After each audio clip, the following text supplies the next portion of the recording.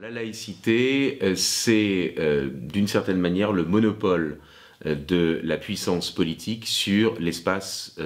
public. C'est vrai qu'effectivement, il y a plusieurs éléments qui peuvent être, je dirais, pris en considération pour définir la laïcité, mais in fine, ça revient à cela. Ça se présente comme étant une neutralité de l'État vis-à-vis de la religion, ça se présente comme étant eh bien, une volonté, je dirais, de la part de la puissance publique de ne pas prendre position vis-à-vis des religions, mais dans le fond, la laïcité revient à prendre en considération le fait que eh bien, la religion est privatisée, ce qui ne veut d'ailleurs pas dire qu'elle ne puisse pas avoir une expression dans l'espace public, mais en tout cas l'espace public lui-même est supposé être non coloré par les questions religieuses. Et donc par conséquent, ça revient à dire que le politique a un monopole sur l'espace public.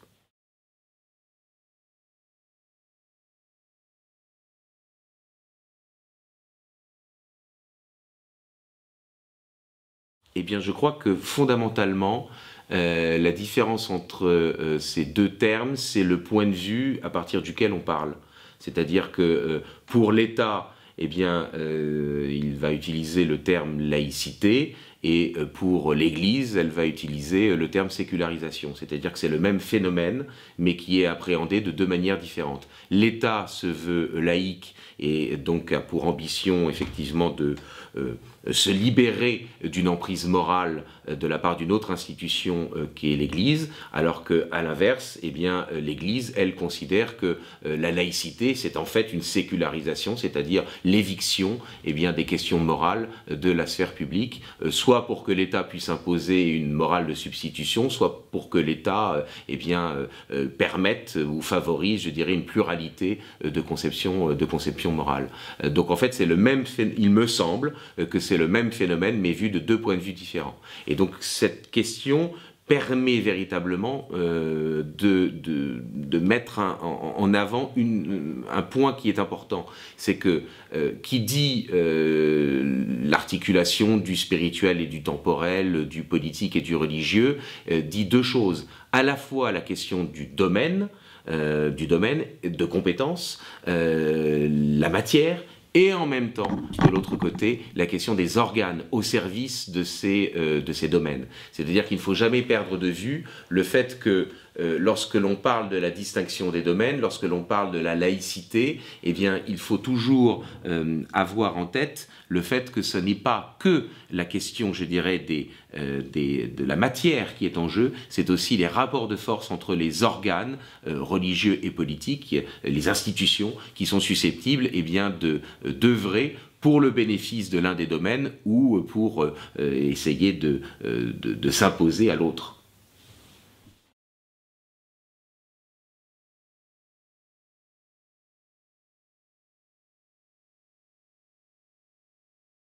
La distinction des domaines, c'est d'un côté le spirituel et de l'autre le temporel. La distinction des organes, c'est d'un côté eh bien, l'Église et de l'autre côté l'État. Et il n'y a pas nécessairement, je dirais, concomitance exacte, parallélisme exact entre l'organe qu'est l'Église et le domaine spirituel et l'organe qu'est l'État et le domaine qu'est la politique. On a, à travers l'histoire, des exemples où, effectivement, l'État a tenté d'une certaine manière de s'immiscer dans le domaine spirituel sans que pour autant ce soit nécessairement une hostilité envers la religion. Alors que, et c'est le cas évidemment de Charlemagne qu'on peut développer un tout petit peu, on le sait, lorsque Charlemagne, par la plume d'Alcuin, écrit au pape qui est nouvellement élu, Léon III, en 795, eh bien qu'il se charge de l'ensemble du domaine de l'action, réservant dans le fond l'Église uniquement à la question des sacrements et à la question de la prière, ce n'est pas de l'hostilité envers les questions spirituelles et ce n'est même pas de l'hostilité envers l'organe qu'est l'Église. C'est une volonté, dans le fond, de développer une action politique au service eh bien, d'une entité qui est à la fois une entité politique, ce qui va être l'Empire carolingien à partir de l'an 800, et une entité religieuse qui est la chrétienté. À l'inverse, on a d'autres cas, évidemment, où avec tout le processus anticlérical à la fin du XIXe siècle, avec des positions telles que Gambetta ont pu les développer, et puis par la suite la loi de 1905, eh bien là, en revanche, il y a une volonté de l'État d'essayer de s'emparer du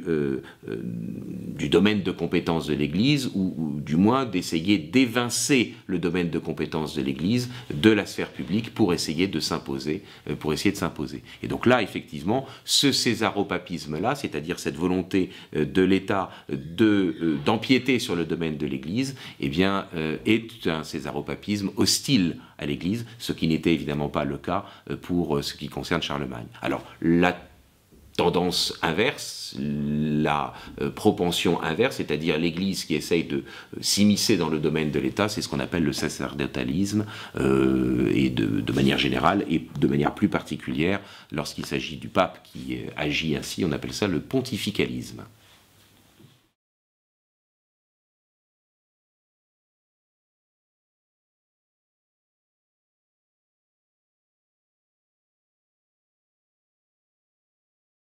C'est une question qui est très difficile. Parce que le terme a l'air d'être clair, hein, c'est Dieu et le pouvoir, hein, théocratie, Dieu et le pouvoir de Dieu, et donc ça paraît extrêmement simple. En fait, c'est beaucoup plus ambigu que ça n'en a l'air, parce que jusqu'à présent, on n'a pas vraiment eu de régime politique dans lesquels Dieu est intervenu lui-même, personnellement et directement, pour pouvoir exercer le pouvoir. Et donc la théocratie, elle est toujours passée par l'intermédiaire d'un organe humain. Alors, cette théocratie, elle peut être royale, impériale, si l'organe qui prétend exercer le pouvoir au nom de Dieu, pour le compte de Dieu, eh bien c'est un organe politique, ou alors une théocratie ecclésiastique, n'est-ce pas, si l'organe en question, c'est l'Église, ou des hommes d'Église qui prétendent l'exercer. Et donc par conséquent, je crois que il faut faire attention, je dirais, à ne pas utiliser un terme qui peut recouvrir des réalités fort différentes. En revanche, ce sur quoi vous avez mis le doigt, et ça c'est quelque chose d'extrêmement important, c'est le fait que dans l'Antiquité, il n'y avait pas justement ce que le christianisme a apporté, la distinction des domaines, il y avait une imbrication des questions politiques et sociales et des questions religieuses. C'est-à-dire que, et en particulier, c'est quelqu'un à qui je renvoie, qui est Fustel de Coulanges, dans son ouvrage La Cité antique, qui est un best-seller, que les antiquisants contestent sur tel ou tel point, mais qui reste tout de même un ouvrage extrêmement, je dirais, emblématique et extrêmement instructif. Fustel a montré que dans le fond, eh bien, il y avait un Dieu protecteur d'un groupe social. Ou si on veut dire les choses dans le sens inverse, chaque groupe social, que ce soit la maison, que ce soit la cité, que ce soit l'empire, a un Dieu protecteur, par conséquent, la pratique du culte, eh bien, relève dans le fond plus de l'appartenance sociale à ce groupe social que de la croyance dans ce Dieu. Dans le fond, c'est pas tellement la question, je dirais, de la certitude, je dirais, que ce Dieu existe et que ce Dieu est un Dieu véritablement protecteur. Ce qui compte d'un point de vue social, c'est le fait que si l'on veut marquer son appartenance au groupe social, on se doit de pratiquer le culte envers ce Dieu protecteur. Et donc par conséquent, évidemment, ça explique, puisque une même personne appartient à différents groupes sociaux, ça explique évidemment le polythéisme dans l'Antiquité, ça explique que dans le fond, l'hébraïsme n'est pas fondamentalement choqué les Romains, puisque c'est cette idée, n'est-ce pas, qu'il y a un Dieu protecteur d'un groupe social particulier. Simplement, évidemment, les Romains étaient un peu étonnés qu'il y ait un monothéisme pour les Hébreux, mais c'est la même logique intellectuelle que l'on retrouve partout dans l'Antiquité. Et là où, effectivement, il va y avoir une véritable rupture, et où donc, finalement, la théocratie en tant que telle, au sens plein du terme, n'est pas véritablement possible dans un monde chrétien, eh bien, c'est que le christianisme, lui, va introduire une dichotomie entre l'appartenance sociale et la foi. Le christianisme va introduire une véritable révolution religieuse qui est importante et qui se manifeste à plusieurs points de vue. D'abord, contrairement, je dirais, à l'Antiquité où un groupe social a un Dieu protecteur, eh bien, le christianisme s'adresse à l'ensemble de l'humanité. Il a des ambitions prosélytes. L'ensemble de l'humanité est appelé à devenir chrétienne. Et puis ensuite, deuxième élément extrêmement important,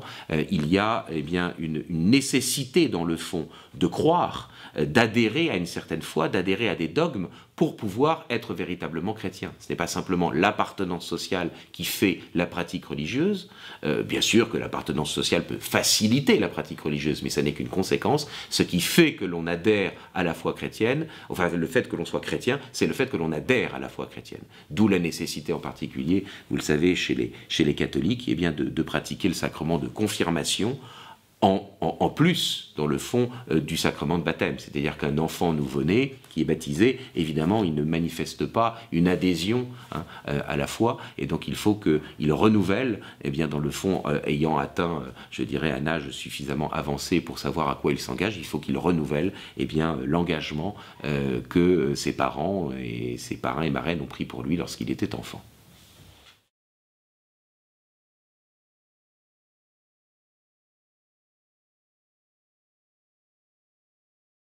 Je pense que la laïcité n'est conceptualisable qu'à partir du moment où le christianisme, effectivement, est apparu.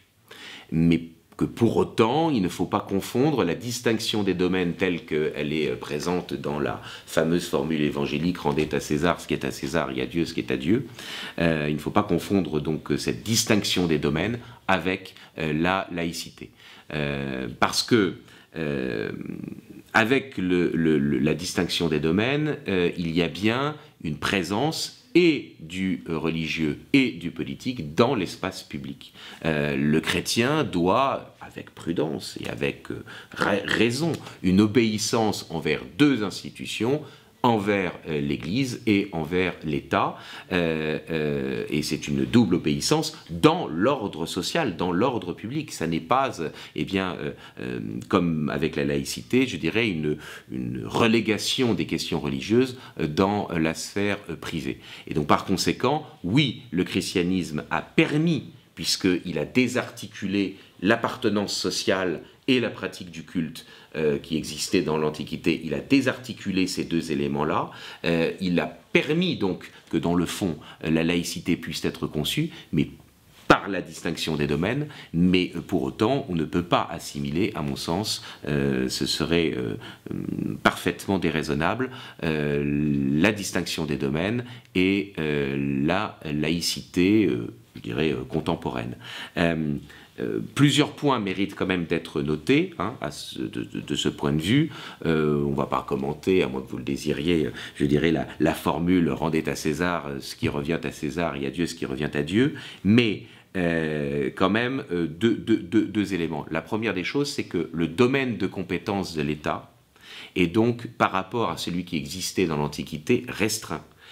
Tout n'est plus de la compétence de l'État. Et il n'y a plus cette imbrication, n'est-ce pas, comme on a pu la connaître, qui est plus ou moins lâche, mais qui, par exemple, dans l'Antiquité égyptienne était évidemment très forte. On n'a plus cette collusion, n'est-ce pas, entre les prêtres, n'est-ce pas, et les politiques. Donc, il y a une diminution du domaine de compétence de l'État par le christianisme. Pour autant, c'est quelque chose d'absolument essentiel, me semble-t-il, à noter, il y a une légitimité de l'État. Il faut bien rendre des choses à César. Et ce n'est pas parce que l'objectif religieux, le salut des âmes, la vision béatifique, est quelque chose qui est d'une finalité supérieure, plus importante, que pour autant la finalité inférieure, le bien vivre, l'organisation de la société, et devient un mal ou devient quelque chose de parfaitement, négligeable. Il faut rendre à l'État. L'État a sa propre légitimité, et ce n'est pas parce qu'il y a une patrie céleste qu'il n'y a plus de patrie terrestre. Donc ça me paraît quelque chose d'absolument essentiel à noter, à relever, sur lequel il faut insister. On le sait bien, lorsque l'on regarde les Écritures saintes chrétiennes, il y a l'Épître aux Romains, et dans l'Épître aux Romains, vous savez bien que saint Paul affirme le principe de l'origine divine du pouvoir. Alors attention, bien sûr, pas l'origine divine de celui qui exerce le pouvoir, pas l'origine divine de toutes les décisions qui sont prises par le pouvoir politique. Ce n'est pas parce que Dieu permet que Dieu approuve. Donc par conséquent, c'est le principe du pouvoir politique, du pouvoir politique et du pouvoir dans n'importe quel corps social d'ailleurs, qui est d'origine divine, et donc par conséquent l'État a sa légitimité. Il existe un ordre naturel des choses dans lequel la puissance politique a son rôle à jouer. Et donc la hiérarchie des finalités, le fait que par exemple on est dans les Actes des Apôtres,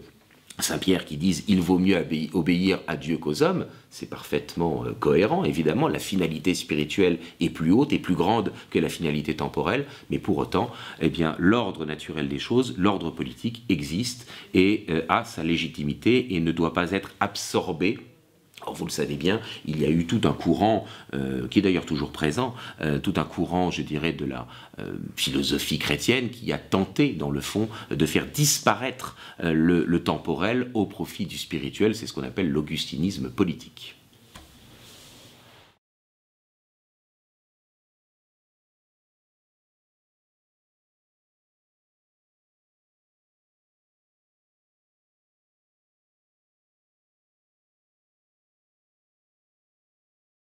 À partir du moment où le christianisme a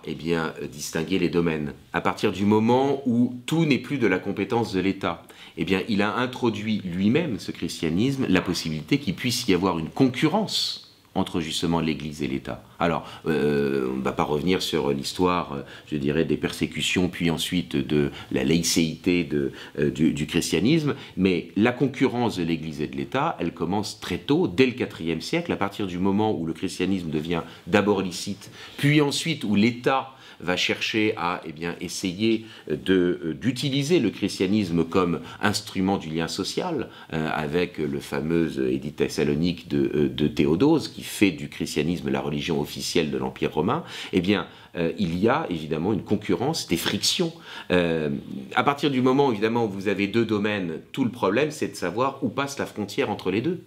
Et donc évidemment, il va y avoir des frictions qui vont se développer. Vous noterez quand même, entre parenthèses, que c'est quand même l'Empire romain qui veut se servir du christianisme, qu'il n'a pas dans le fond réussi à éradiquer, qui veut se servir du christianisme comme instrument pour assurer une certaine cohésion sociale, une cohésion sociale qui avait été en partie, il faut bien le dire, délitée par le christianisme, en partie seulement naturellement, et que ce n'est pas l'Église chrétienne qui a demandé de devenir religion officielle de l'État romain.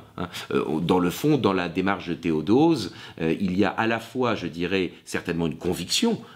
très profonde. Il est chrétien et donc il pense qu'il faut faire partager évidemment ce qu'il considère être la vérité à ses concitoyens, mais en même temps, il y a, je dirais, cette démarche, évidemment, d'essayer d'assurer, je dirais, une imbrication du lien social et de la pratique religieuse. En tout cas, ces querelles de l'Église et de l'État, elles commencent dès que le christianisme devient, je dirais, licite et officiel dans l'Empire, donc dès le IVe siècle. Et donc par conséquent, effectivement, il va y avoir des conflits réguliers. On pense notamment au conflit qui oppose saint Ambroise de Milan avec l'empereur justement Théodose, le même, Théodose Ier. Et puis il y aura au cœur du Moyen-Âge un très grand affrontement entre la papauté et puis le Saint-Empire. Saint-Empire qui est fondé, vous le savez, en 962 par des Saxons, à une époque où effectivement les Carolingiens sont extrêmement affaiblis dans la partie occidentale, l'ex-partie occidentale de l'Empire carolingien, la Francia occidentalis, et où il y a incontestablement une volonté de renouveler une entité politique, je dirais, qui doit servir de base, je dirais, à l'existence et peut-être même à l'expansion, n'est-ce pas, de la chrétienté. Or, effectivement, la querelle de l'Empire et de la papauté, c'est en particulier ce que nous avons déjà évoqué, c'est-à-dire d'un côté l'État qui essaye, je dirais, de contrôler l'organe qu'est l'Église, en particulier dans la nomination, je dirais, des évêques, et puis de l'autre côté, effectivement, l'Église qui cherche à assurer son indépendance. Alors, cette querelle entre l'Église et l'État, elle se situe en particulier dans le cadre donc de la réforme grégorienne qui a pour objectif d'assurer l'indépendance du trône pontifical pour essayer que l'élection, je dirais, du pape, la désignation du pape échappe, je dirais, aux appétits politiques. Et donc c'est le fameux décret de Nicolas II en 1059 avec la création du conclave cardinaliste pour que ça ne soit plus des factions ou des lobbies, dirions-nous aujourd'hui, qui assurent l'élection du pape. Et puis c'est en même temps l'affirmation que cette Église, elle a une compétence juridictionnelle sur les pouvoirs politiques qui se veulent chrétiens. Non pas une compétence, je dirais, de se substituer au pouvoir, puisqu'il y a bien la distinction des domaines, il y a bien César, il y a bien Dieu, et il y a le vicaire de Dieu, c'est le pape, et donc il n'y a pas donc à remplacer le pouvoir politique ou à faire disparaître le pouvoir politique, mais il y a en revanche tout de même l'ambition que dans le fond le pouvoir politique, qui se dit chrétien, ne soit pas susceptible de commettre des fautes morales à l'occasion des actes politiques. Et donc toute la difficulté d'analyse de ces questions, c'est dans le fond d'essayer de savoir si, lorsque l'Église juge le pouvoir politique, est-ce que son objectif c'est d'affaiblir le pouvoir politique ou est-ce que ça n'est que la conséquence dans une société qui évidemment est quasiment entièrement chrétienne, si un pouvoir politique est condamné moralement par l'Église, évidemment ce pouvoir politique est extrêmement affaibli. Mais la question c'est de savoir est-ce que c'est l'objectif ou est-ce que c'est l'effet? Et donc vous avez dans la philosophie thomiste ce mécanisme intellectuel qu'on appelle la théorie du double effet et qui permet, je le crois, de mieux comprendre les choses. Lorsque par exemple Grégoire VII est en conflit avec l'empereur Henri IV, est-ce que son objectif c'est d'affaiblir Henri IV ou est-ce que son objectif c'est de juger ses actes politiques, non pas en tant qu'acte politique, mais en tant que ces actes sont constitutifs d'un péché. Et donc, effectivement, si l'objectif c'est de juger le péché commis à l'occasion d'un acte politique, ça n'est pas du sacerdotalisme. La conséquence qui est que le pouvoir politique est affaibli vis-à-vis des sujets qui sont chrétiens, ça n'est qu'une conséquence, ça n'est pas l'objectif. Très sincèrement, il faut dépouiller les sources, il faut dépouiller les documents, il faut analyser, je dirais, les preuves dans ces affaires pour pouvoir effectivement prendre position. Et donc, par conséquent, c'est un sujet qui est délicat et donc on ne peut pas, je dirais, traiter de manière générale, je dirais, en dehors des documents qui, au cas par cas, permettent ou non d'identifier s'il y a une volonté délibérée, je dirais, dans le fond, d'absorber le pouvoir politique au nom, je dirais, d'un principe religieux supérieur, ou est-ce que ce n'est que la conséquence que le pouvoir politique soit affaibli.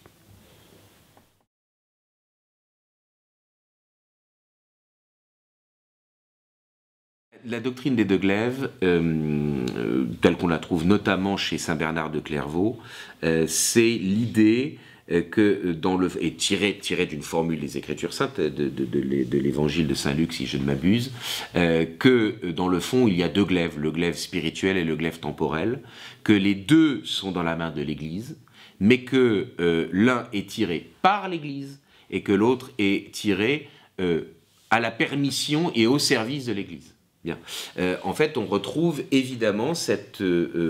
question de la hiérarchie des domaines. C'est-à-dire que qui dit distinction des domaines, dit en même temps, en raison de leurs finalités différentes, et évidemment d'une finalité spirituelle qui est plus haute que la finalité temporelle, cette hiérarchie. Tout le problème, c'est de savoir jusqu'à quel point, effectivement, la supériorité du spirituel sur le temporel et, par voie de conséquence, de l'Église sur l'État, est une supériorité qui conduit à son absorption ou non. Dans la doctrine chrétienne, y compris d'ailleurs dans la pratique, j'allais dire, politique médiévale de l'Église, il n'y a pas d'absorption de l'État par l'Église.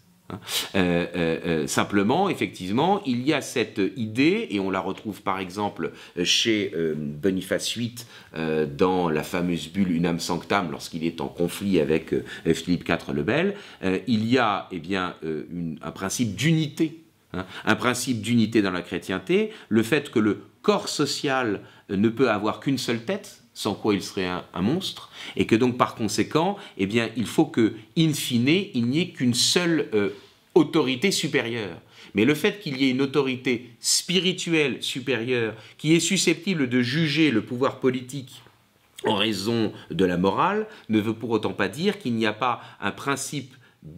de légitimité et d'existence du pouvoir politique qui est d'ailleurs, entre nous soit dit, et c'est d'ailleurs un des arguments de Philippe le Bel, existe depuis bien avant l'existence de l'Église chrétienne. Donc il y a un principe de légitimité du pouvoir politique qui est inscrit dans l'ordre des choses, dans l'ordre cosmologique des choses, dans l'ordre naturel des choses, si vous le préférez, qui fait qu'il ne peut de toute façon pas y avoir cette absorption de l'un par l'autre. Simplement, il y a une juridiction. Et je pense qu'il faut faire attention, je dirais, aux mots qui sont utilisés, parce que lorsque l'on parle, par exemple, de la souveraineté à l'époque médiévale, elle n'est pas prise telle que nous l'entendons aujourd'hui. Nous l'entendons, je dirais, tel que Jean Bodin a pensé qu'il était légitime à partir de la fin du XVIe siècle de l'affirmer. L'idée qu'on n'est souverain que si l'on n'a pas de supérieur. Et donc, forcément, la fonction souveraine est une fonction qui est indivisible, impartageable, aussi bien vis-à-vis d'un pouvoir supérieur que dans le fond vis-à-vis, je dirais, de pouvoirs inférieurs. Or, lorsque nous nous situons à l'époque médiévale, et je vous renvoie en particulier, par exemple, à Philippe de Beaumanoir, qui écrit au XIIIe siècle, eh bien, le roi est souverain dans son royaume, ça n'empêche pas le baron d'être souverain dans sa baronnie. C'est-à-dire que, dans le fond, le pouvoir souverain, c'est celui qui est compétent pour assurer au mieux le bien commun du corps social à la tête duquel il est. Et donc, le fait que le pape considère être le souverain, n'est-ce pas, de la chrétienté, ça ne veut pour autant pas dire qu'il n'y a pas des rois souverains ou des princes, pour utiliser un terme plus neutre, des princes souverains dans la chrétienté qui ont une parfaite légitimité pour exercer le pouvoir, mais ils sont sous la surveillance, je dirais, de la juridiction religieuse de l'Église, c'est-à-dire surveillance qui se fait sur les péchés susceptibles d'être commis à l'occasion des actes politiques. Ce ne sont pas les actes politiques qui sont jugés en eux-mêmes, mais ce sont les péchés commis à l'occasion des actes politiques qui sont susceptibles d'entraîner, évidemment, une condamnation qui, naturellement, dans une société chrétienne, peuvent affaiblir,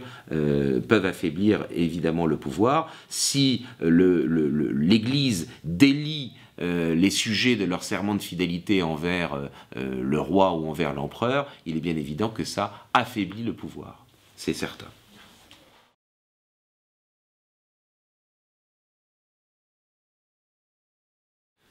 Alors oui, le gallicanisme, c'est quelque chose d'extrêmement important pour l'histoire de France, de l'ancienne France, mais aussi, dans le fond, aussi pour comprendre, je dirais, les développements qui ont eu lieu au XIXe siècle. D'abord, il faut se souvenir que c'est dans le contexte de la réapparition du pouvoir souverain royal au XIIIe siècle, après l'époque féodale, que le gallicanisme apparaît. Le gallicanisme apparaît à la fin du XIIIe, au début du XIVe siècle. C'est dans le fond, je dirais, la rencontre, je dirais, de deux ambitions. Une première ambition qui est celle du roi d'exercer son pouvoir politique sur le territoire du royaume, et donc évidemment vis-à-vis d'une institution qui existe à l'intérieur du royaume qui est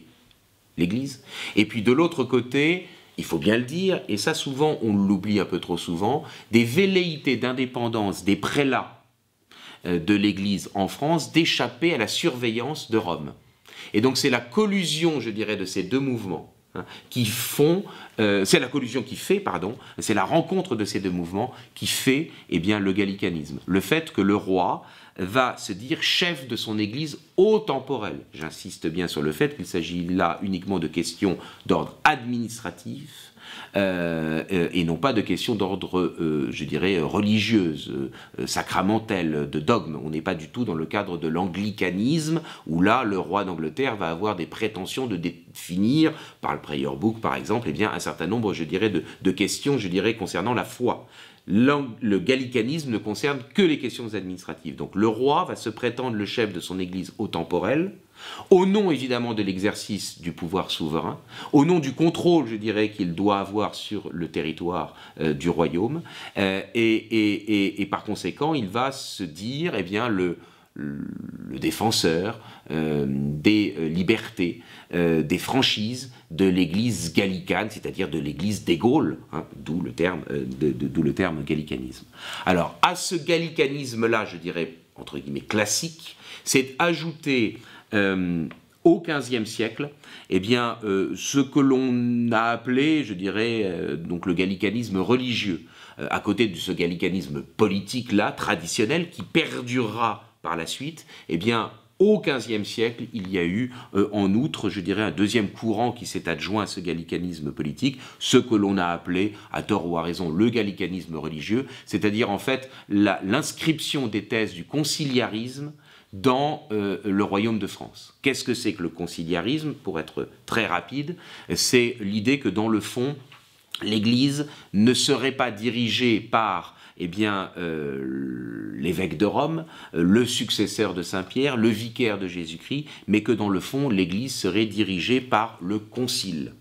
Thèse qui évidemment intéresse beaucoup les pouvoirs politiques, parce que évidemment ces pouvoirs politiques voient dans le conciliarisme un moyen de semer la division au sein de la direction de l'Église. Ils n'ont pas en face d'eux, entre guillemets, un monarque, le souverain pontife, ils ont une pluralité de personnes sur lesquelles ils peuvent essayer d'avoir donc des influences. Alors, ce gallicanisme religieux, ce conciliarisme, a été prêché en France, a été notamment défendu par l'Église des Gaules. On sait que c'est à la demande, je dirais, du clergé de France que le roi de France, Charles VII, a promulgué la pragmatique sanction de Bourges, dans laquelle on a cette collusion, cette rencontre entre le gallicanisme politique et le gallicanisme religieux. Au final, ce gallicanisme religieux ce conciliarisme sera explicitement condamné par eh bien, la papauté, et le royaume de France va finalement, je dirais, renoncer à ce conciliarisme,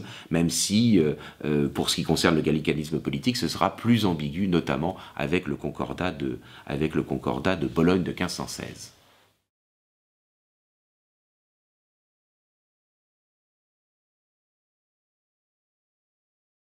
Le Concordat de Bologne, c'est un accord qui a été trouvé entre la France et la papauté, en l'occurrence entre le roi de France François Ier et le pape Léon X. Il est d'une certaine manière une double victoire, d'une part de l'absolutisme monarchique et d'autre part de l'ultramontanisme, je dirais, religieux, pontifical. Dans le fond, le roi et le pape se mettent d'accord pour exercer de concert une autorité sur l'Église de France, et en particulier pour ce qui est évidemment la mesure principale, c'est très loin d'être la seule, mais la mesure principale la plus connue du Concordat de Bologne, le fait qu'il va y avoir une nomination administrative des évêques par le roi et une investiture spirituelle par le pape. Et donc évidemment, c'est un concordat qui est fait au détriment de la doctrine gallicane, même si les gallicans trouveront toujours moyen par les interstices, hein, eh bien de continuer, je dirais, à avoir une influence et à imposer, je dirais, les libertés de l'Église gallicane dans un certain nombre de domaines.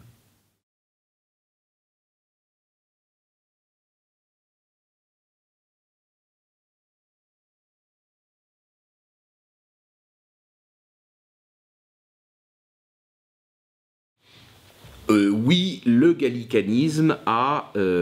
en partie contribué, évidemment, à préparer les esprits à la constitution civile du clergé, à partir du moment où évidemment l'Église de France et beaucoup de juristes revendiquaient le fait que le roi était le protecteur de l'Église des Gaules, eh bien c'était évidemment un moyen de préparer, je dirais, les esprits à ce que les ministres du culte puissent un jour devenir des agents de l'État. Bon. Mais cela dit, il est certain qu'il y a à mon sens, je dirais deux autres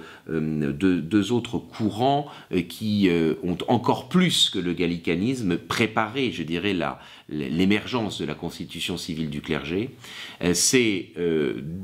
d'une part le courant augustinien qui s'est manifesté en France avec le jansénisme, c'est-à-dire cette idée que dans le fond, l'ordre social doit être le plus moral possible, et que donc par conséquent, évidemment, le fait que cet ordre social doive être, je dirais,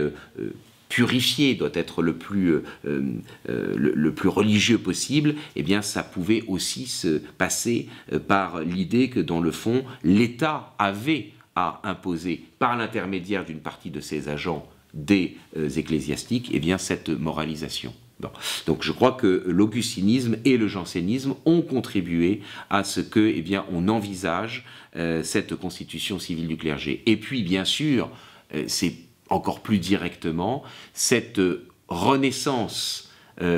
indirecte, je dirais, d'une partie de l'Antiquité ou d'une certaine manière d'envisager dans l'Antiquité les relations, je dirais, de l'ordre social et de la religion, par l'intermédiaire en particulier de Rousseau et de son idée, n'est-ce pas, d'une religion civile, qu'il pense inspirer, eh bien, de l'Antiquité, que, évidemment, cette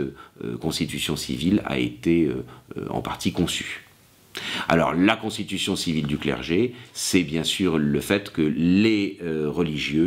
les ecclésiastiques deviennent des agents de l'État, et donc par conséquent, on le voit bien, le dogme compte beaucoup moins que le fait qu'ils soient de zélés serviteurs, je dirais, de la puissance publique, et c'est ce qui explique naturellement que, au nom justement de la distinction des domaines, au nom effectivement de l'indépendance de l'organe qui est l'Église par rapport à l'autre institution qu'est l'État, que, eh bien, la papauté a naturellement condamné de manière explicite eh bien, la constitution civile, d'où le fait qu'il y ait eu, eh bien, des prêtres réfractaires, ceux qui ont refusé de devenir des agents de l'État, parce qu'encore une fois, c'était moins le dogme qui comptait que le fait d'être au service d'une puissance publique qui aurait pu, dans le fond, substituer un dogme à un autre. C'est ce qui explique que donc il y a eu ces prêtres réfractaires et donc en partie la contre-révolution est due, je dirais, à cette idée qu'il fallait maintenir, dans le fond, cette distinction entre l'Église et l'État.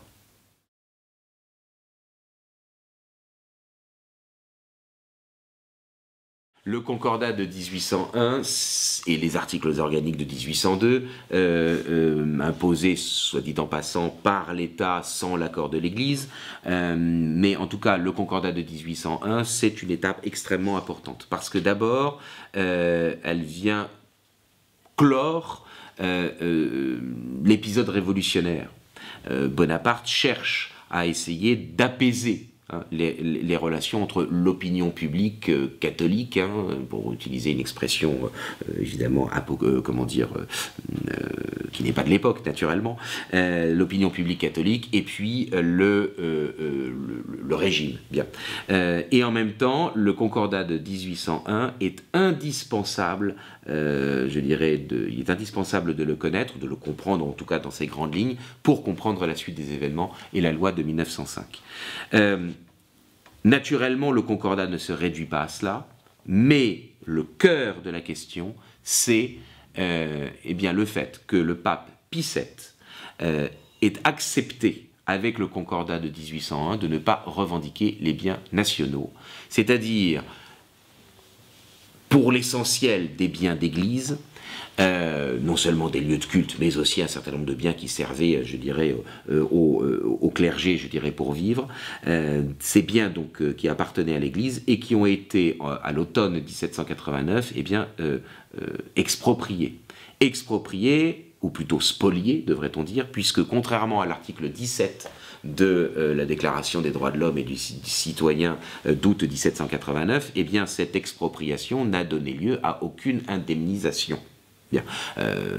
c'est pas le sujet aujourd'hui, il n'est pas question d'évoquer la chose plus précisément, mais le fait est que, eh bien, la Chambre du tiers-État, qui s'était autoproclamée Assemblée nationale, puis Assemblée nationale constituante, avait déclaré que ces biens appartenaient à la nation. Bien. Donc ils ont été spoliés.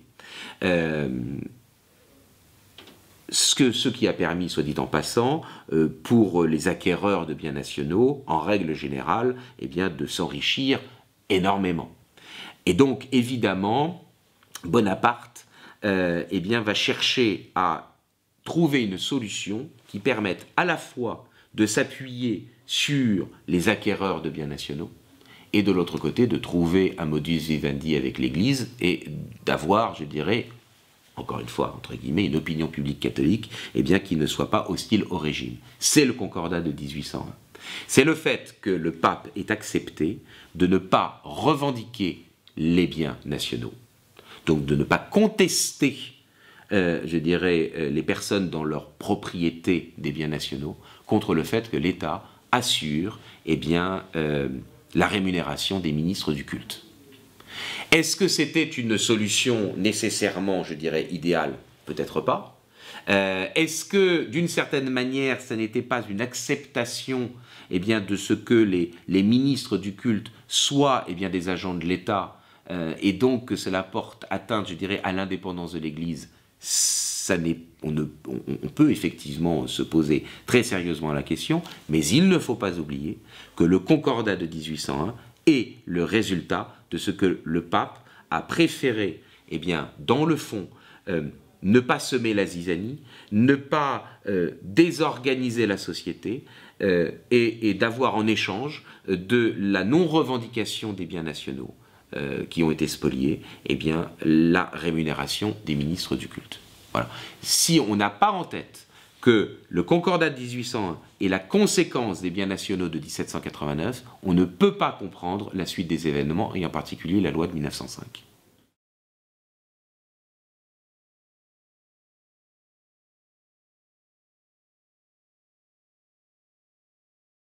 C'est un très vaste sujet que vous évoquez ici. C'est, dans le fond, la question du contractualisme social.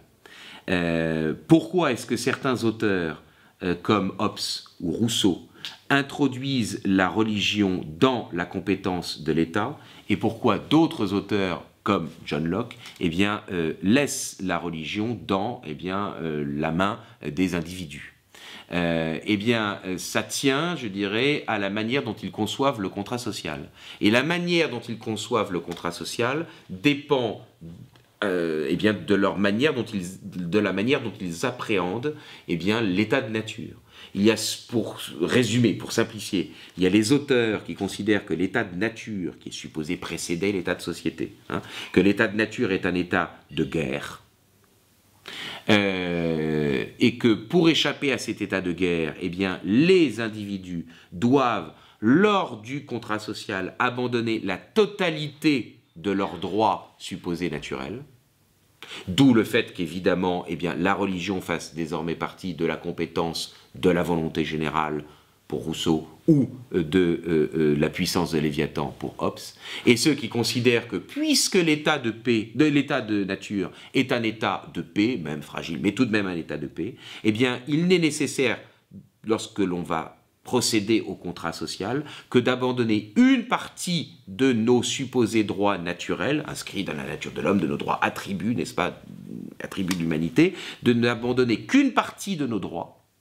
pour constituer la puissance de l'État, mais les individus conservant l'essentiel de leurs droits. La fonction de l'État étant simplement de surveiller la manière dont les individus exercent les droits naturels qu'ils ont conservés à l'état de société. Je transfère, dans la pensée de John Locke, je transfère mon droit de me faire justice moi-même. Je crée un État gendarme, un État qui est là pour assurer la sécurité publique, mais je conserve mon droit de propriété, je conserve ma liberté de conscience. Et donc, je crois qu'il faut toujours retourner, je dirais, au basique, si j'ose dire. Comment les modernes, la plupart du temps, conçoivent l'ordre social, leur manière d'appréhender, je dirais, la place de la religion dans la société découle très généralement de la manière dont ils conçoivent le contrat social. Contrat social où il y a un abandon de la totalité des droits, c'est la version entre guillemets socialiste, n'est-ce pas, du contrat social, et ou alors contrat social où il n'y a qu'un abandon partiel des droits naturels, c'est la version libérale du contrat social. Et donc par conséquent, effectivement, s'il n'y a qu'un abandon partiel des droits, l'État libéral n'a pas pour compétence de s'occuper des questions religieuses qui restent dans la main des individus.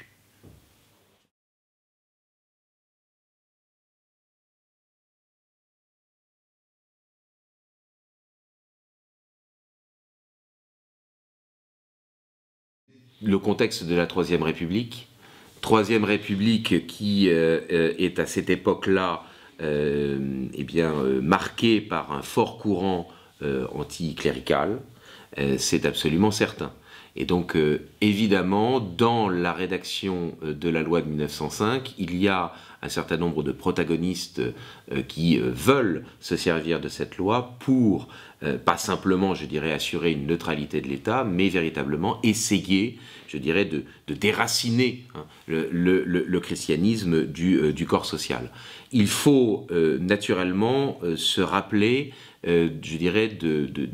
d'un certain nombre de textes qui ont été votés antérieurement à la loi de 1905. Il y a évidemment la loi Naquet sur le divorce. Il y a les dispositions qui sont prises à la fin du XIXe siècle sur les questions universitaires. On sait que à partir donc de cette Troisième République, l'État va imposer un monopole de la collation des grades universitaires. Et donc il y a une véritable volonté, je dirais, d'essayer de cantonner l'Église dans une sphère privée. Et puis il y a aussi la fameuse loi de 1901 qui est bien connue parce qu'elle affirme la liberté d'association. Oui, sauf que dans la loi de 1901, il y a un titre 3 qui prévoit que si toutes les autres associations sont sur le mode déclaratif, il suffit de se déclarer en préfecture pour exister en tant qu'association, les congrégations religieuses, elles, doivent être autorisées, n'est-ce pas, par la puissance publique, et on sait bien que cette disposition-là va être utilisée pour spolier un certain nombre de congrégations religieuses de leurs biens. Donc il y a incontestablement, lorsque la loi de 1905 est votée, un contexte, je dirais, anticlérical et un contexte anti-catholique qui est certain. L'affaire des fiches, le fait que l'on surveille au sein de l'armée les officiers qui sont susceptibles d'avoir des opinions catholiques et donc à cette époque plutôt d'être donc plutôt d'obédience monarchiste, c'est évidemment quelque chose qui doit être pris en considération. Et de l'autre côté, en 1906, il faut prendre en considération le fait que,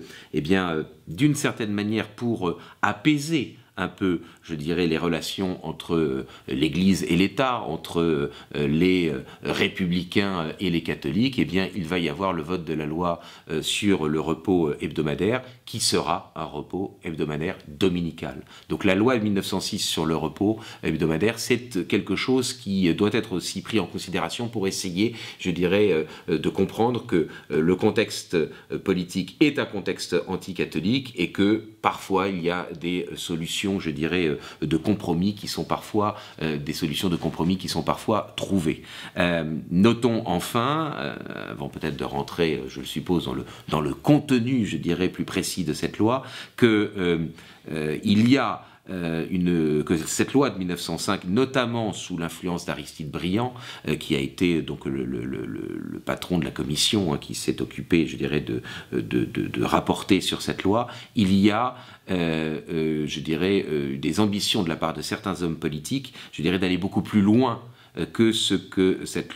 jusqu'où cette loi est allée. C'est-à-dire que Aristide Briand, c'est assez étonnant, mais c'est ainsi, eh bien, apparaît comme dans le fond un modérateur, je dirais, du contenu que cette loi aurait pu avoir si certains, le petit père Combes, etc., et ceux de son obédience politique avaient eu parfaitement les mains libres.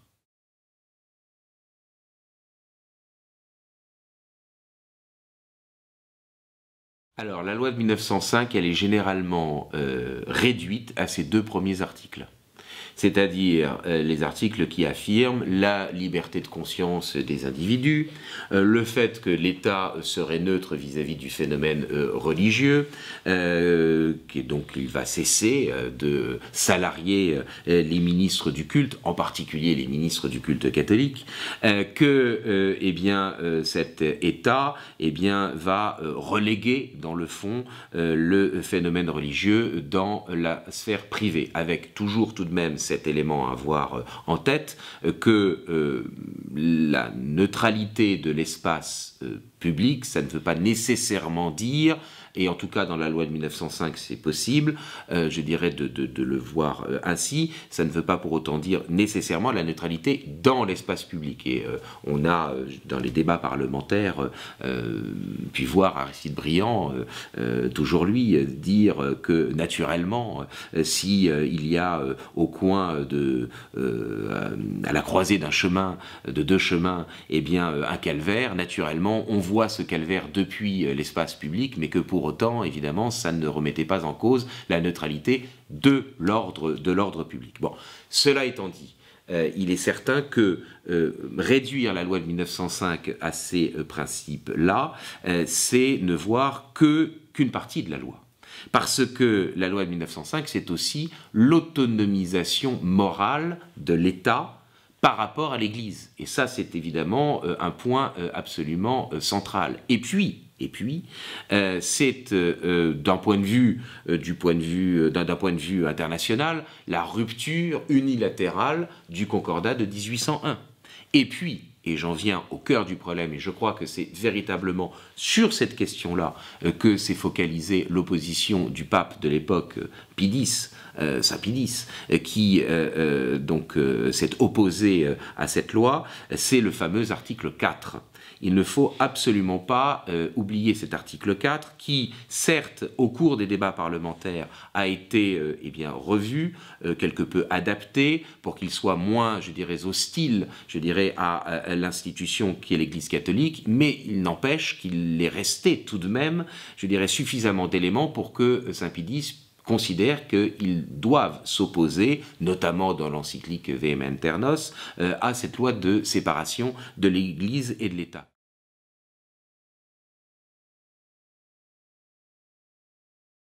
Eh bien, l'article 4 de la loi de 1905 prévoit que les lieux qui sont affectés au culte, eh bien, seront affectés à des associations de fidèles, les fameuses associations cultuelles, ce qui explique l'hostilité de Saint Pie X à cette loi de 1905. La principale raison de l'hostilité du pape à cette loi de 1905, c'est cet article 4, parce que, eh bien, on le voit bien, ce sont des associations qui vont s'adjoindre les services d'un prêtre pour avoir la célébration des sacrements, mais c'est totalement contraire à l'esprit de l'Église catholique, à l'organisation hiérarchique de l'Église catholique. Saint Pie X ne le dit pas ainsi, mais son argumentaire revient à dire cela. Dans le fond, cet article 4 conduit à une protestantisation de l'Église catholique. Alors, les biens, naturellement, les biens affectés à ces associations, restant la propriété publique, ou plus précisément les lieux de culte restent des propriétés publiques, en vertu effectivement des dispositions des articles organiques de 1802 et en raison des biens nationaux de 1789. Donc il faut bien comprendre qu'il y a là une continuité. L'État prétend se séparer de l'Église,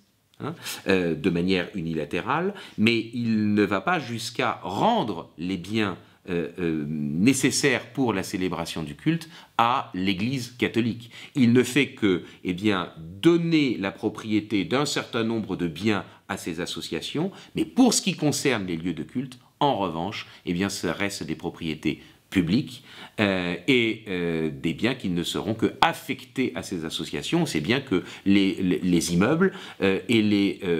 sont susceptibles, la loi de 1905 le prévoit explicitement, ils sont susceptibles d'être désaffectés. Les biens meubles qui sont dans les églises sont susceptibles d'être vendus, et donc par conséquent, il y a là si on n'y fait pas suffisamment attention, une loi de neutralité de la puissance publique, et en fait, il y a dans les dispositions qui suivent les deux premiers articles systématiquement cités, article 4, article 12, article 13, sur l'affectation des lieux de culte, une volonté délibérée d'essayer de protestantiser l'Église, de détruire sa hiérarchie, et donc une loi d'hostilité envers l'Église catholique, c'est absolument certain.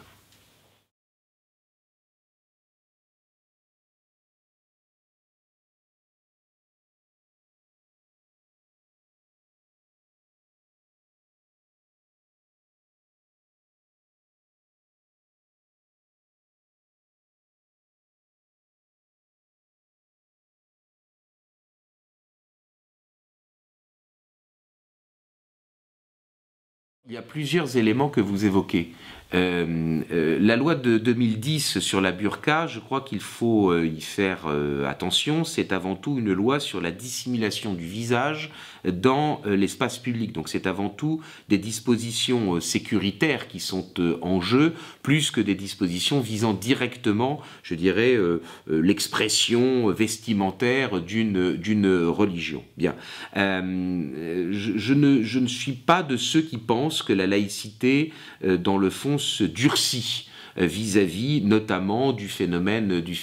musulman. Il me semble plutôt qu'il y a essentiellement des accommodements raisonnables ou déraisonnables, en fonction de la manière dont on va les juger, des compromis qui sont trouvés. En particulier, on sait bien que le contournement que l'on fait le plus souvent, je dirais, de la loi de 1905, ce sont les fameux BEA, les bails amphithéotiques administratifs, qui permettent de louer un terrain pour une somme extrêmement modique à une association qui va y construire un lieu de culte. Bien.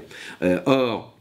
il est, je dirais, c'est donc une subvention dissimulée, enfin une subvention indirecte, je dirais, à des organisations religieuses. Et on le sait bien, certains considèrent que ce contournement n'est pas satisfaisant et qu'il faudrait adapter les règles de la laïcité pour favoriser, je dirais, le rattrapage du retard de certaines religions arrivées récemment sur le territoire national par rapport à d'autres qui sont implantées depuis plus longtemps. Et il y a notamment deux évolutions qui sont susceptibles, je dirais, d'arriver dans les années prochaines, puisqu'elles ont été déjà évoquées par un certain nombre d'hommes politiques. Première évolution, il y a ceux qui vous disent que dans le fond, il faudrait prévoir que l'association qui loue le terrain devienne propriétaire, je dirais, du terrain en question, du terrain public, à la fin du bail, parce que vous le savez bien, dans le cadre d'un BEA, le bâtiment qui a été construit sur le terrain devient à la fin du bail propriété de la personne publique. Et donc effectivement, ça veut dire que à la fin du bail, un certain nombre de communes risquent de se retrouver propriétaires, en particulier de mosquées mosquées ou de temples évangéliques, et donc par conséquent, évidemment, on ne sait pas trop ce qu'elle serait susceptible d'en faire. Bien, donc certains envisagent qu'il faudrait prévoir que eh bien, la vente se fasse de façon automatique. Bien, ce qui est assez étonnant parce que ce sont quand même des terrains publics. Bien, la deuxième adaptation, et celle-là, je dirais, est encore plus, à mon sens, scandaleuse du point de vue de l'histoire, c'est ceux qui envisagent que, puisqu'il est autorisé par la loi de 1905 elle-même d'ailleurs, que de l'argent public soit utilisé pour réparer des lieux qui sont affectés au culte, pour dire les choses simplement, grosso modo et de manière un peu schématique, l'État dépense de l'argent pour entretenir les cathédrales, les communes dépensent de l'argent pour entretenir un certain nombre d'églises, eh bien, il faudrait que cette autorisation de la dépense d'argent public pour la réparation soit étendue à la construction. Là, c'est une mesure qui est proposée par certains, qui, entre nous soit dit, est absolument effarante. Parce que si, eh bien, les pouvoirs publics dépensent de l'argent pour réparer, pour entretenir les cathédrales ou les églises, eh bien, c'est parce que tout simplement, eh bien, l'État, la puissance publique, de manière plus générale, en a usurpé la propriété à la Révolution française. Bien, ce n'est pas l'Église qui a demandé à la puissance publique d'entretenir ces églises et ces cathédrales. C'est parce qu'il y a eu les biens nationaux, j'en reviens sans arrêt là-dessus, c'est parce qu'il y a eu les biens nationaux qu'ensuite, effectivement, la propriété publique de ces biens affectés au culte a été maintenue par les articles organiques de 1802 et qu'ensuite, effectivement, la loi de 1905 avait prévu, effectivement, de conserver les lieux affectés au culte, qu'aujourd'hui, il y a une dépense d'argent public pour entretenir ces biens, pour entretenir ces immeubles. Et donc, par conséquent, vouloir étendre, je dirais, la possibilité de dépenser de l'argent public pour les réparations à la question de la construction me paraît assez ubuesque.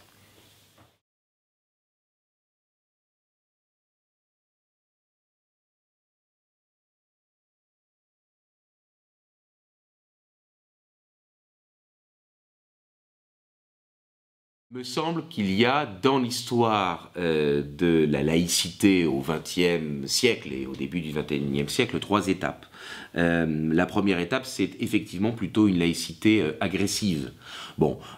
celle de la loi de 1905. Il y a un modus vivendi qui a été trouvé avec la papauté, dans les années 20, avec les associations diocésaines qui ont permis effectivement de trouver une manière, je dirais, d'affecter les lieux de culte à des associations dirigées par l'évêque dans son diocèse. Bien. Cette laïcité s'est apaisée petit à petit. Le symbole, alors le symbole, mais fallait-il l'accepter? Ça, c'est une autre question qui mériterait un autre débat. C'est la loi Debré, hein, n'est-ce pas, sur le fait que, eh bien, la puissance publique, eh bien, va en partie financer les écoles catholique, ou en tout cas déclarée comme telle, va financer donc ces écoles qui sont sous contrat avec lui. En tout cas, c'est un symbole de ce que la laïcité n'est plus véritablement agressive, mais que en une moitié de siècle, en un demi-siècle, eh bien, elle est devenue plus apaisée. Et puis, je crois qu'il y a une troisième étape, c'est le fait que depuis, je dirais, les années 70, la société française est devenue, évidemment, s'est transformée, sociologiquement parlant, que, eh bien, il y a le phénomène du multiculturalisme qui s'est imposé, et donc certains ont commencé à développer l'idée d'une laïcité qui devrait être positive, c'est-à-dire d'une laïcité qui devrait prendre en considération le fait que dans l'espace public, dans la société, il y a, je dirais, différentes manifestations de la religion et de plusieurs religions qui peuvent d'ailleurs par ailleurs être antinomiques, mais ça n'est pas non plus la question ici. Donc par conséquent, ce que vous évoquez, c'est-à-dire soit le le laïcisme, enfin ce que vous évoquez, pardon, le laïcisme, qui viserait à essayer de gommer toute expression dans la société de la religion, c'est le pendant de la laïcité positive. C'est-à-dire qu'effectivement, on est aujourd'hui à la croisée des chemins concernant cette laïcité. Mais le phénomène, je dirais, cristallisateur, c'est le multiculturalisme. Soit certains considèrent que, eh bien, la laïcité doit s'assouplir dans la continuité de cette laïcité apaisée que l'on a connue auparavant, doit s'assouplir encore plus pour favoriser la paix sociale malgré le multiculturalisme, soit d'autres considèrent que ce multiculturalisme doit conduire à une laïcisation encore plus forte. Et cette fois-ci, effectivement, je suis assez d'accord avec vous, avec cette idée que dans le fond, ça ne serait pas simplement l'espace public, l'ordre public en tant que tel, mais toutes les manifestations dans l'ordre public qui devraient être éradiquées, ou en tout cas mise sous le boisseau, et ça c'est ce qu'on pourrait appeler le laïcisme. L'affaire des crèches en est parfaitement symptomatique, c'est-à-dire que les crèches publiques ou dans l'espace public ne sont tolérées qu'à partir du moment, en tout cas par le droit, ne sont tolérées qu'à partir du moment où elles sont l'expression, je dirais, d'une tradition culturelle, mais évidemment pas comme étant l'expression, je dirais, de la nativité de Jésus-Christ. Voilà. Donc là, effectivement, les prises de position de l'Association des maires de France ou du Conseil d'État, c'est bien le signe qu'effectivement, on ne veut accepter un phénomène culturel et social de nature religieuse qu'à partir du moment où on peut le justifier, où on peut le justifier que parce que ce serait une tradition culturelle locale.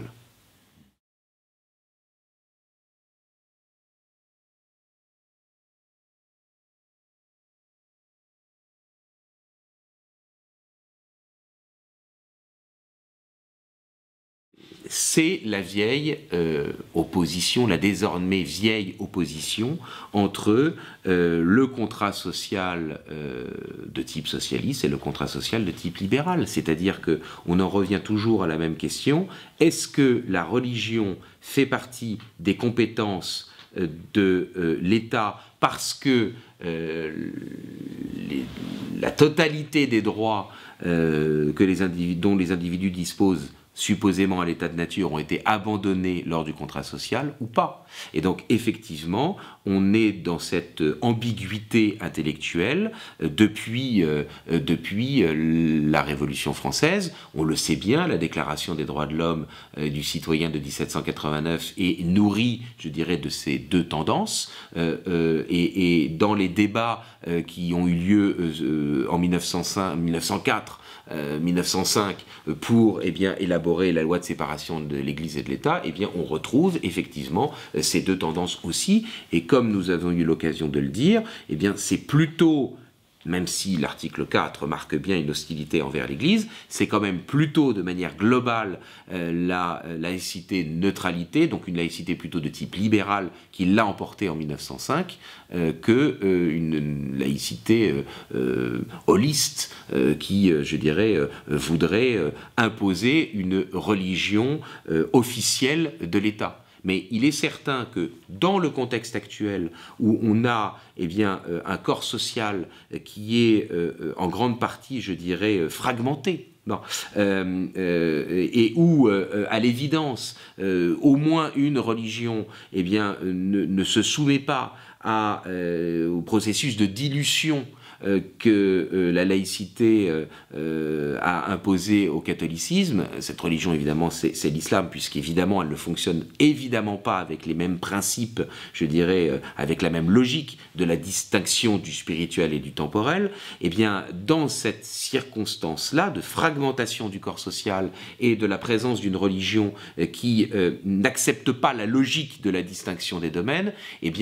y a chez certains, une propension à, dans le fond, vouloir imposer une religion de substitution, une religion des droits de l'homme, une religion des valeurs républicaines, mais dont le contenu est évidemment extrêmement imprécis. Imprécis, pourquoi? Parce que, eh bien, c'est toujours la même chose. Le pacte républicain, il dépend du contrat social. Il dépend de la manière dont, eh bien, le contrat social a été fait, de l'étendue des droits qui ont été abandonnés lors du supposé passage de l'état de nature à l'état de société. Et donc, par conséquent, les valeurs contenues, je dirais, dans cette religion de substitution, eh bien, ces valeurs sont susceptibles de varier à l'infini, de la même manière que les contrats sociaux sont susceptibles de varier à l'infini d'un auteur à l'autre.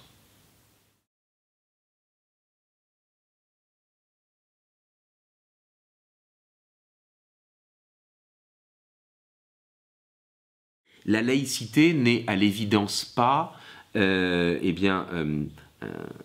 un instrument suffisant pour pouvoir défendre l'identité traditionnelle du corps social. Bien.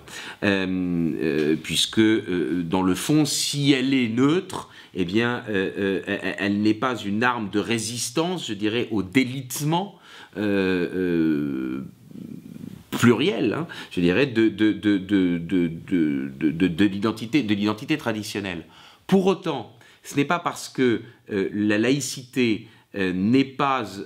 conforme, je dirais, à une conception organiciste du corps social, que pour autant cet organicisme, cette vision holiste d'une certaine manière de la société, doivent conduire à un augustinisme politique. C'est-à-dire que le fait que la laïcité n'appartienne pas à l'espace idéologique classique, ne veut pas pour autant dire qu'elles ne puissent pas être utilisées comme moyen, et d'autre part qu'elles doivent être obligatoirement remplacées par son miroir renversé, que serait eh bien, l'augustinisme et l'absorption, je dirais, des questions politiques par les religieuses, sous prétexte que la grâce surpasse la nature, sous prétexte que le surnaturel est plus important que le naturel.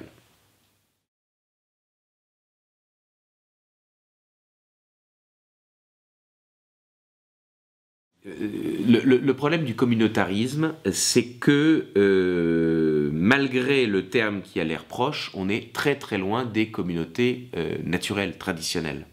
Le communautarisme, c'est le fait que se forgent, je dirais, au sein de la société, des sous-ensembles sur la base, je dirais, de liens de choix. Dans le fond, le communautarisme est, je dirais, une des manifestations de la sociabilité artificielle, du contractualisme social. Et on comprend bien que, évidemment, et nous l'avons évoqué tout à l'heure, eh bien, la laïcité soit conçue soit d'une manière je dirais, plus mollassonne, la laïcité positive, soit d'une manière plus rude, le laïcisme, pour effectivement essayer de canaliser ce phénomène communautariste, cet éclatement de la société, et le fait que dans le fond, on ait une atomisation du corps social avec la recomposition de petites sociétés basées sur des choix de vie, qu'il s'agisse de choix religieux ou de choix sexuels. Bien. Donc, il est bien évident que la communautarisation de la société, qui est l'antithèse, je dirais, de l'organicisme social, eh bien, conduira sans doute, je dirais, à la présence toujours